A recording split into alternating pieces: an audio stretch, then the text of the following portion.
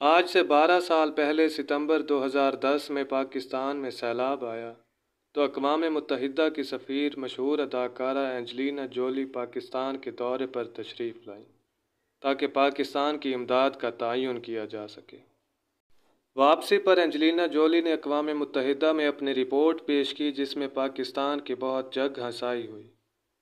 اس نے اپنی رپورٹ میں لکھا کہ مجھے یہ دیکھ کر شدید دکھ ہوا جب میرے سامنے حکومت کے بااثر افراد سیلاب سے متاثرین کو دھکے دے کر مجھ سے ملنے نہیں دے رہے تھے۔ مجھے اس وقت اور تکلیف ہوئی جب پاکستان کے وزیر اعظم نے یہ خواہش ظاہر کی اور مجبور کیا کہ میری فیملی کے لوگ آپ سے ملنا چاہتے ہیں۔ میرے انکار کے باوجود وزیر اعظم کی فیملی مجھ سے ملنے کے لیے ملتان سے ایک خصوصی طیارے میں اسلام آباد آئی اور میرے لیے قیمتی تحائف بھی لائی۔ وزیر اعظم کی فیملی نے میرے لیے کئی اقسام کے طعام کی دعوت کی۔ ڈائننگ ٹیبل پر انواع و اقسام کے کھانے دیکھ کر مجھے شدید رنج ہوا کہ ملک میں لوگ فاقوں سے مر رہے تھے اور یہ کھانا کئی سو لوگوں کے لیے کافی تھا، جو صرف آٹے کے ایک تھیلے اور پانی کی ایک چھوٹی بوتل کے لیے ایک دوسرے کو دھکے دے کر ہماری ٹیم سے حاصل کرنے کے خواہش مند تھے۔ مجھے حیرت ہوئی کہ ایک طرف بھوک، غربت اور بدحالی تھی اور دوسری جانب وزیر اعظم ہاؤس اور کئی سرکاری عمارتوں کی شان و شوکت۔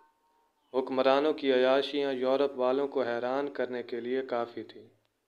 اینجلینا جولی نے اقوام متحدہ کو مشورہ دیا کہ پاکستان کو مجبور کیا جائے کہ امداد مانگنے سے پہلے شاہی پروٹوکول، عیاشیاں اور فضول اخراجات ختم کریں۔ اس پورے دورے کے دوران اینجلینا جولی نے پاکستان کے میڈیا اور فوٹو سیشن سے دور رہنا پسند کیا۔ اس بات کو آج 12 سال ہونے کو آئے ہیں اور اس رپورٹ سے پوری دنیا میں پاکستان کا وقار مجروح ہوا، مگر ہم آج بھی اسی روش پر قائم ہیں۔ آج بھی وہی صورتحال ہے، ووٹر بھوکے مر رہے ہیں اور حکمرانوں کی عیاشیاں جاری و ساری ہیں۔ یہی حکمران رجیم چینج میں اربوں روپے کے عوض ضمیر خریدتے رہے مگر ان کے پاس عوام کو دینے کے لیے ایک ڈھیلا بھی نہیں ہے۔ امید کرتا ہوں کہ آپ کو آج کی ہماری یہ ویڈیو پسند آئی ہوگی۔